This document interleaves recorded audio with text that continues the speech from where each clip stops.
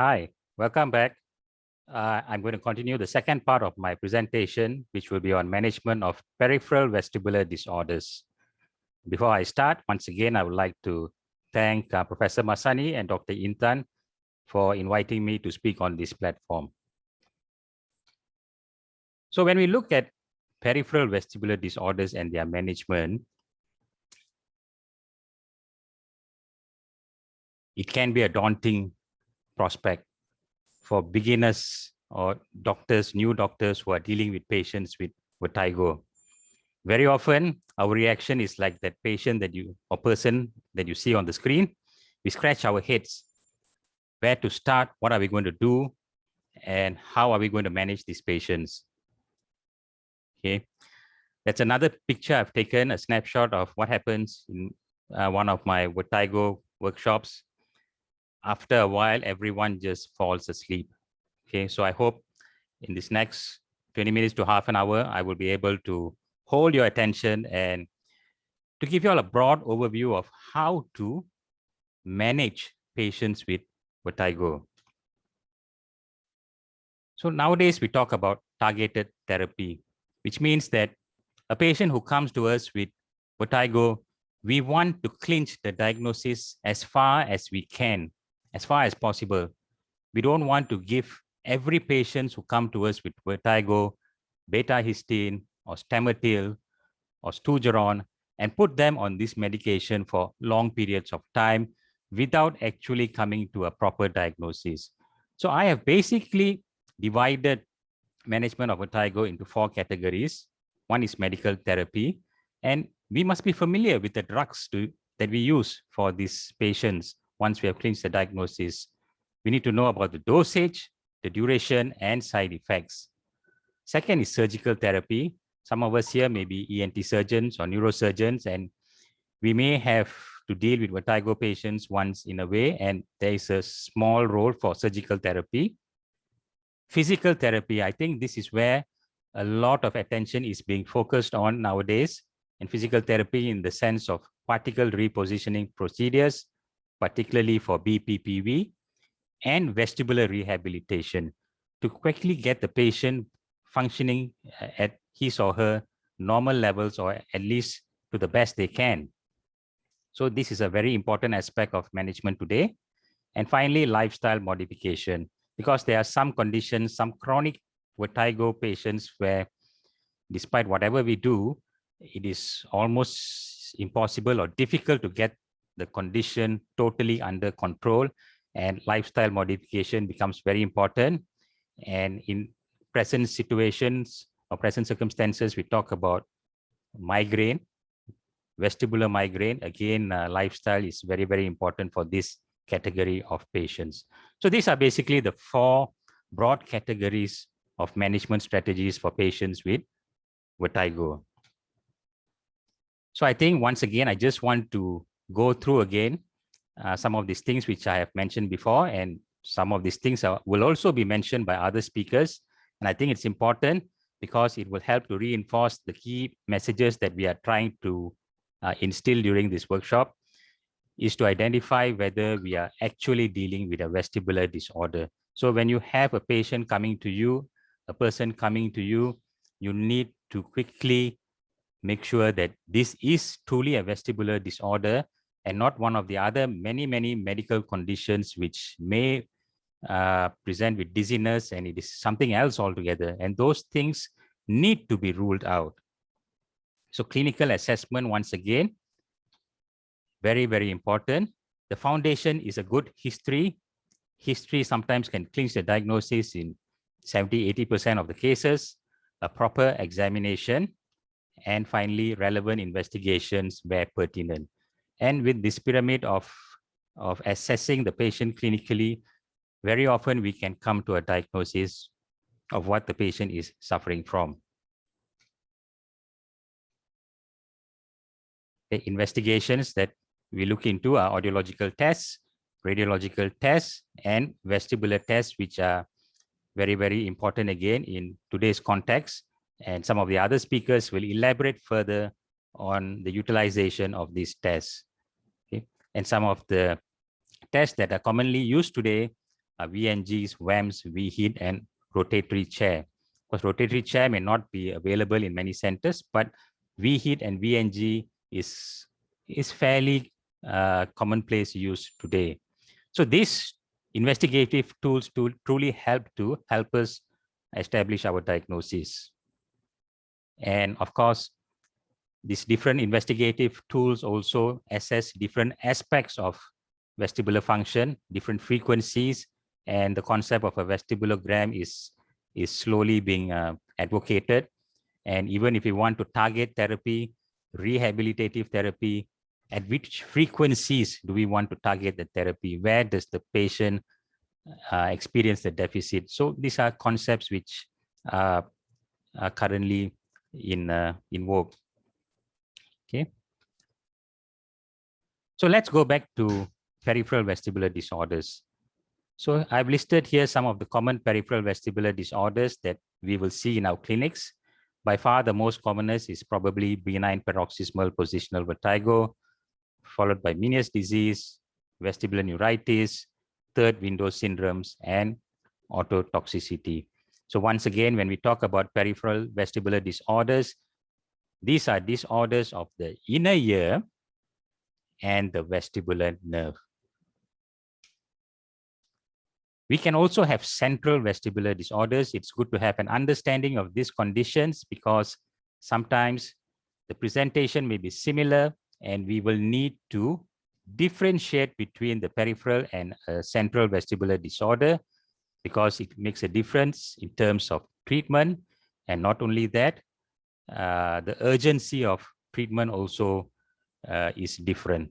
So these are some of the central vestibular disorders, and these are disorders which affect the vestibular nuclei and its central connections in the brainstem and cerebellum. So we have things like strokes, tumors, multiple sclerosis. I have put migraine in red here because migraine is sort of gray entity, and there's another excellent talk that will be delivered later by someone who is well experienced, Professor Raymond, on this topic, and he will share with you in more detail about migraine. So now let's go back to benign paroxysmal positional vertigo. So some of these disorders which I will present in this talk, I will give you a sort of an overview of these conditions. There are other speakers who will speak in more detail, who will give you more information behind these conditions. My idea is simply to give you all an overview so that it will prepare you for these presentations, and there you can go into more depth, more in detail about this condition. So what exactly is BPPV? So it is a mouthful, benign paroxysmal positional vertigo. And that term itself defines what this condition is. It's all about. One, it's benign. It's paroxysmal, meaning it comes in episodes. Positional, which means it is related to head position. Vertigo. So vertigo is a spinning sensation, right? So this is one of the most common causes of peripheral vertigo, and it has been reported to be present in up to 20% of patients in vertigo clinics.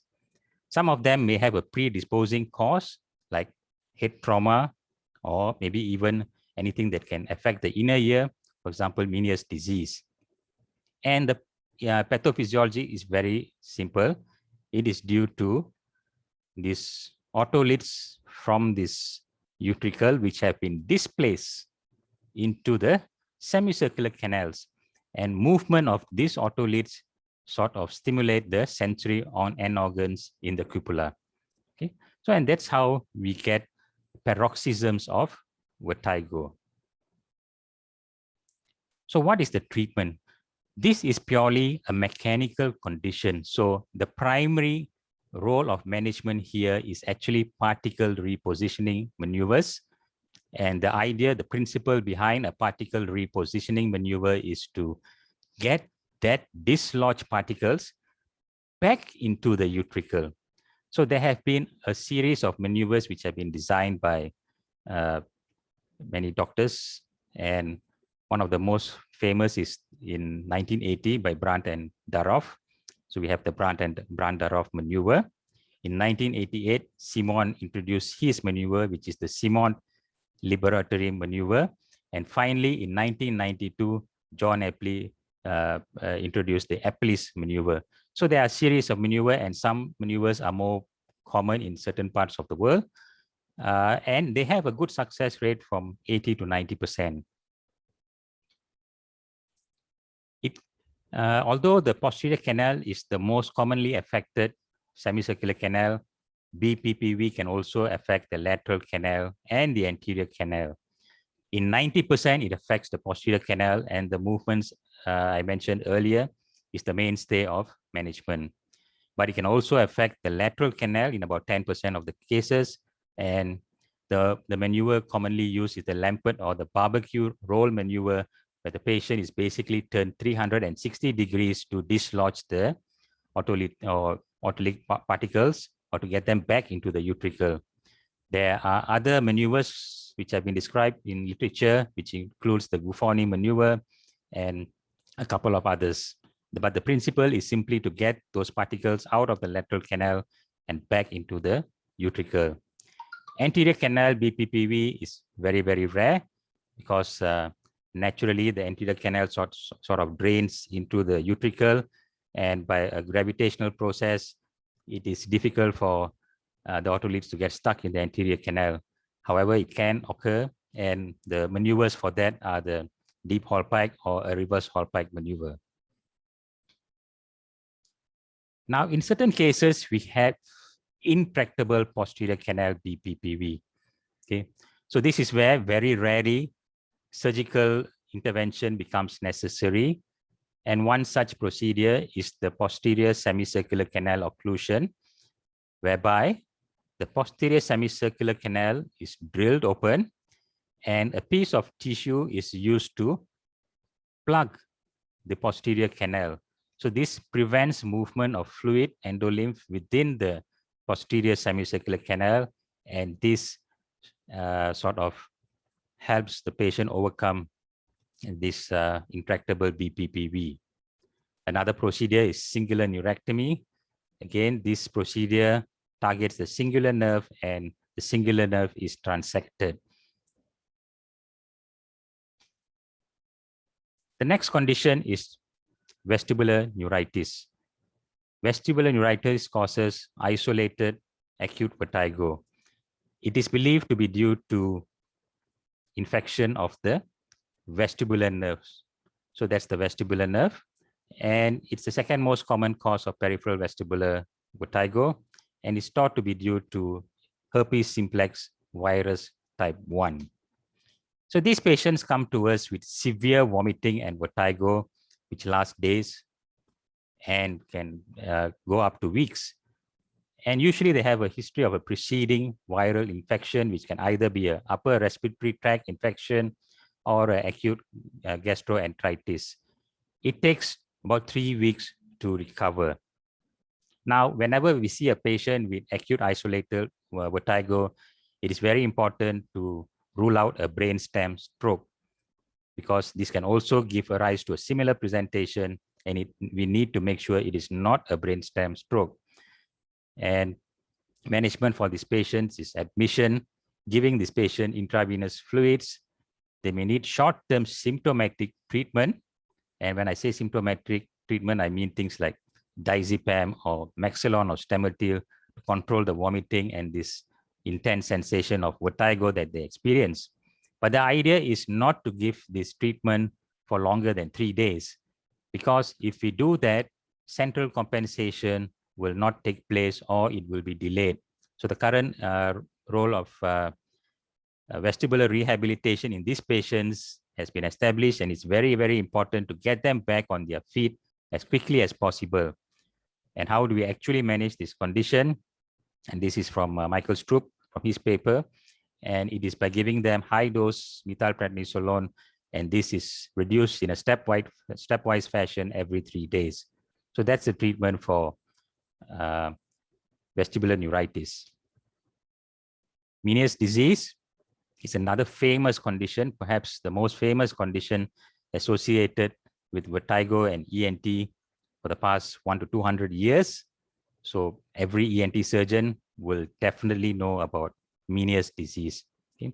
So it's basically episodic vertigo, hearing loss, and tinnitus.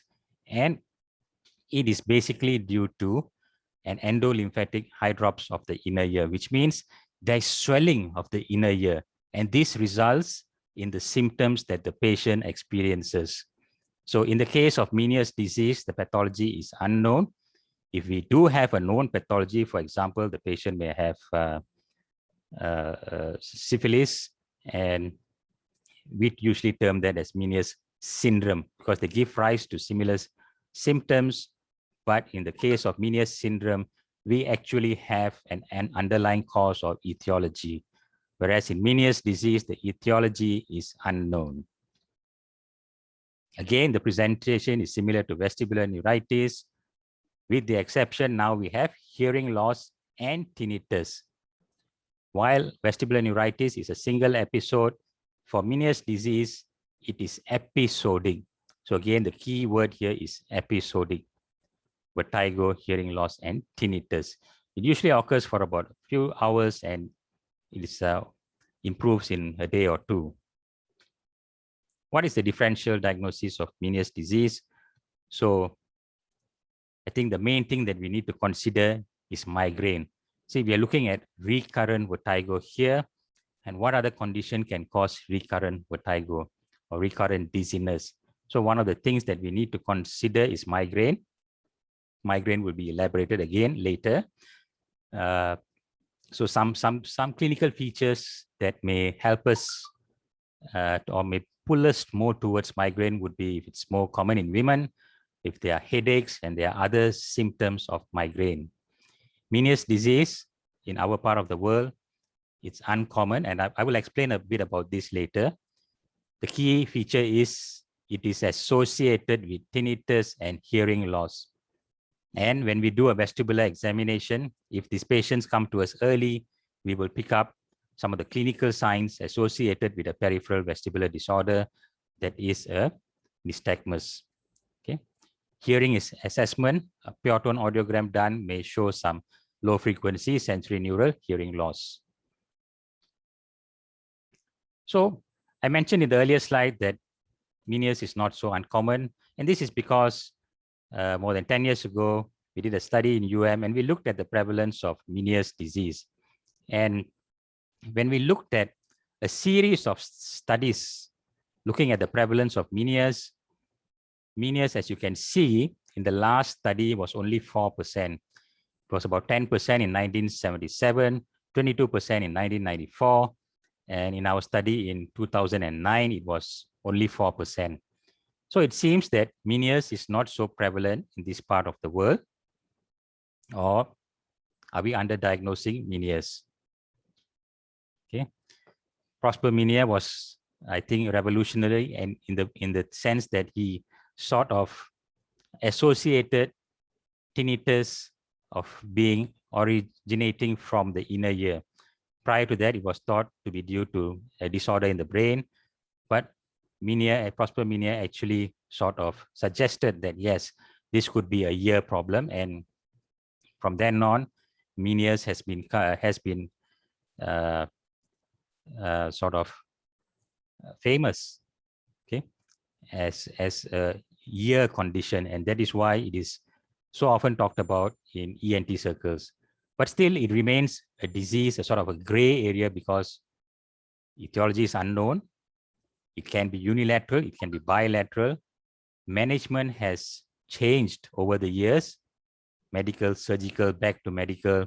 So there are various treatment options available.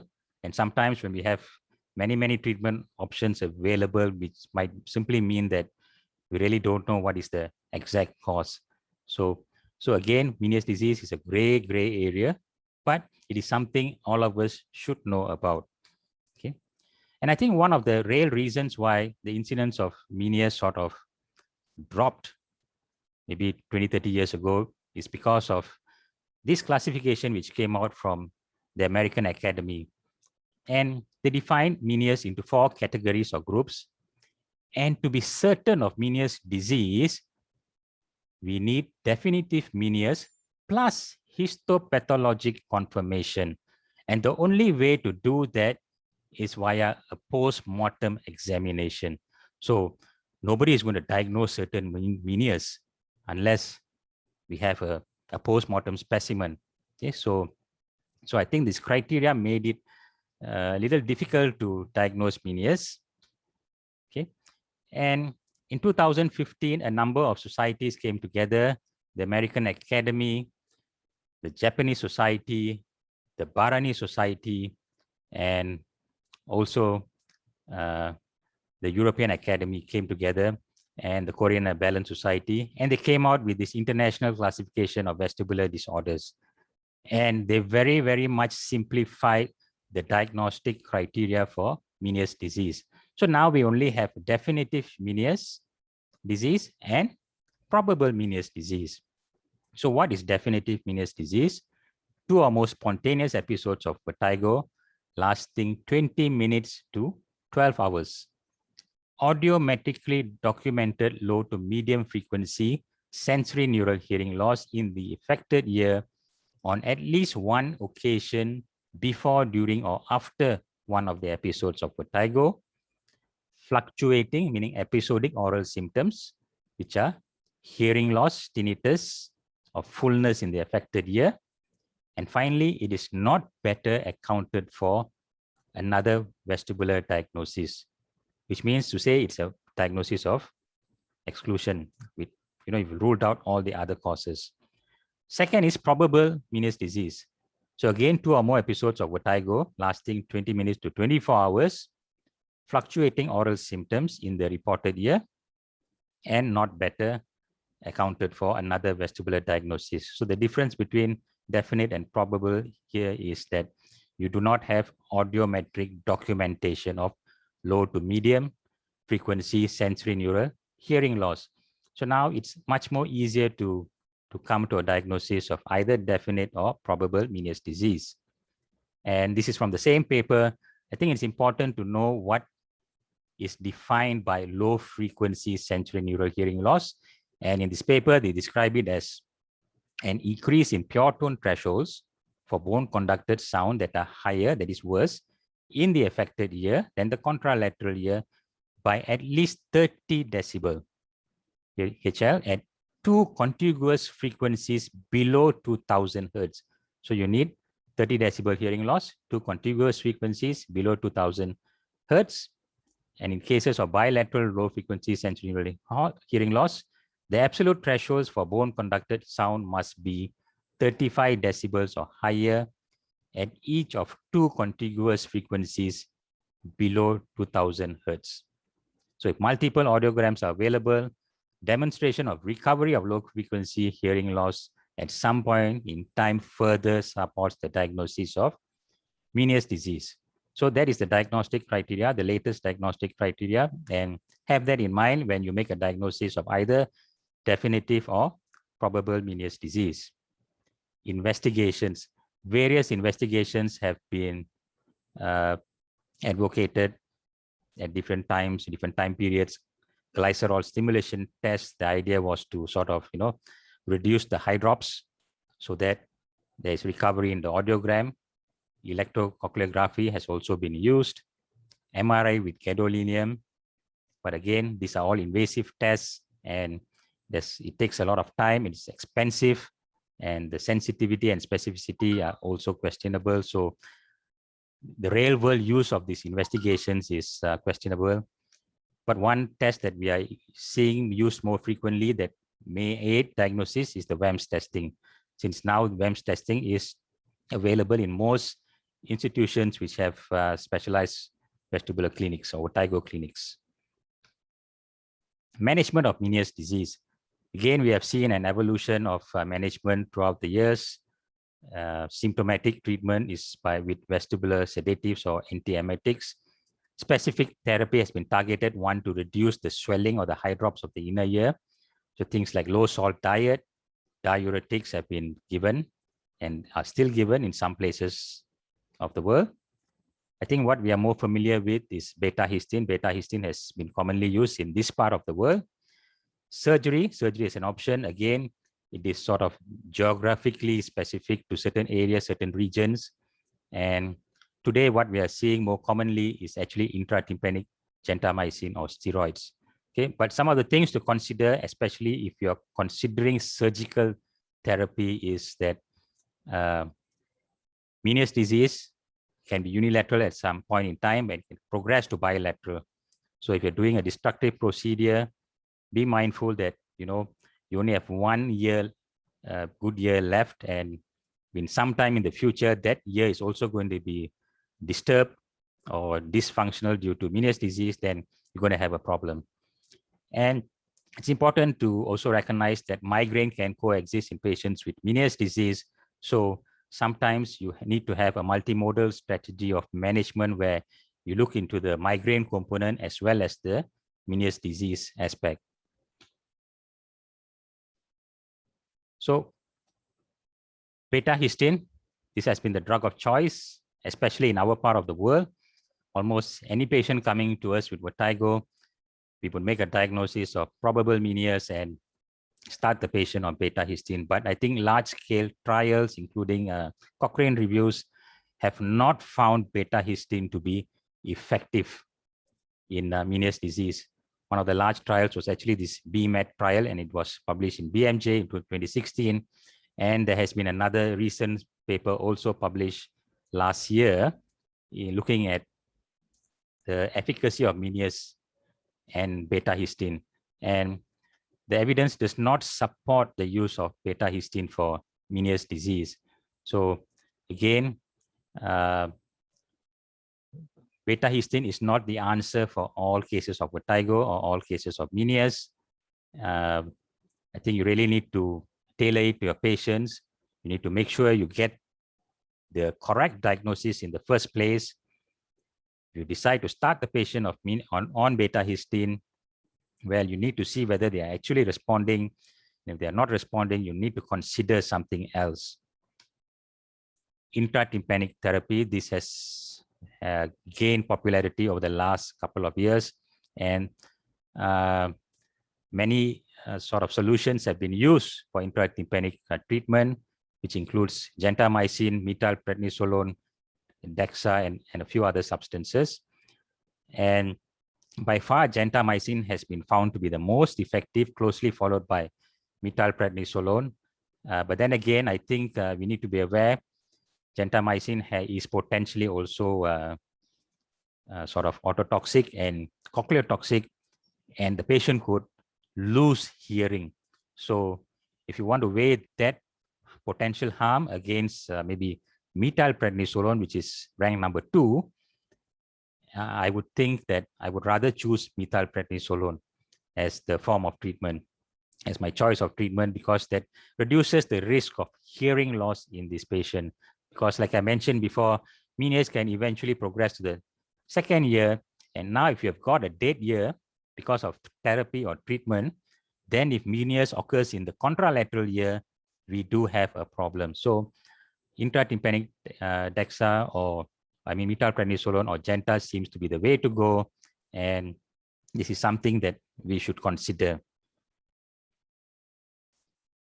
Endolymphatic sac decompression. Okay, so this is another form of treatment that was advocated in the past. But again, this is not so commonly done nowadays, and it's very much sort of institution or locality specific, because only few centers or few regions in the world actually do these procedures anymore. And I think the main issue with endolymphatic sac decompression was the Danish sham study, where a simple cortical mastoidectomy was done compared to this endolymphatic sac decompression, and it was found that there was no difference. So again, how strong is the evidence for endolymphatic sac decompression remains unanswered. Vestibular nerve section or labyrinthectomy. Again, these are all hearing destructive procedures, very, very regional specific or institution specific. The institutions which do it have excellent results, but these are all highly skilled procedures. And we must bear in mind that there is a risk of hearing loss with these procedures and other complications. So recently from China, we have this surgical procedure called triple semicircular canal plugging. So again, region specific, again, a highly skilled procedure. The studies seem to suggest a good efficacy, but I think again, we need to see long-term results and whether these findings can be replicated in other centers. Finally, I'm just going to touch a bit on vestibular migraine. So is this a peripheral vestibular disease? Is this a central vestibular disease? Again, like I mentioned, it's a gray area. Professor Raymond will elaborate further on this topic, but I think this is the diagnostic criteria by the International Headache Disorders, International Classification of Headache Disorders, 3rd edition. And we need to look at all these criteria before we come to a diagnosis. And it is a very rare condition. And this is one of the conditions where appropriate medical therapy and lifestyle modification can actually bring so much of relief to patients. So I think this is something that you need to consider when you're assessing a patient with vertigo. So the reason I put this here is because patient does not come to us with the diagnosis, but we need to have at the back of our minds what are the potential diagnoses. And if we think this is vestibular migraine, we need to treat this patient as such. Lifestyle or behavior modification is very, very important. Use of caffeine, exercise, adequate sleep, stress, contraceptives. These are many things that we need to look into in a patient who has vestibular migraine. And like I said, it can also coexist in Meniere's disease. So this is something we need to look into. Pharmacotherapy, these are some of the drugs that can be used. Sibelium, antidepressant, tricyclic antidepressants, and beta blockers. So again, before using these drugs, we need to know about the pharmacotherapy, the drug interactions, the dosage and side effects before you start them on these drugs. And if you're not comfortable, if you are an ENT surgeon, then please refer them to the neurologist so that they can look into this aspect of management more closely. Okay.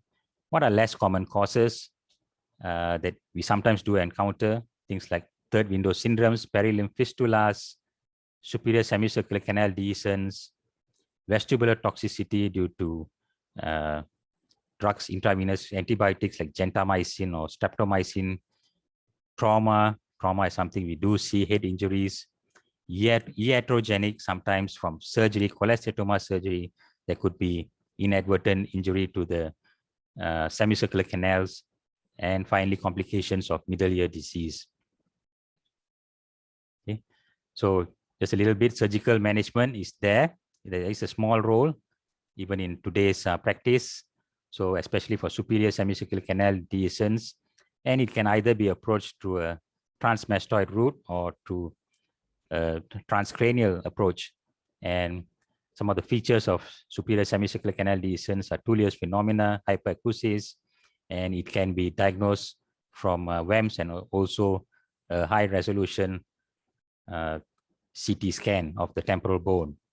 Okay.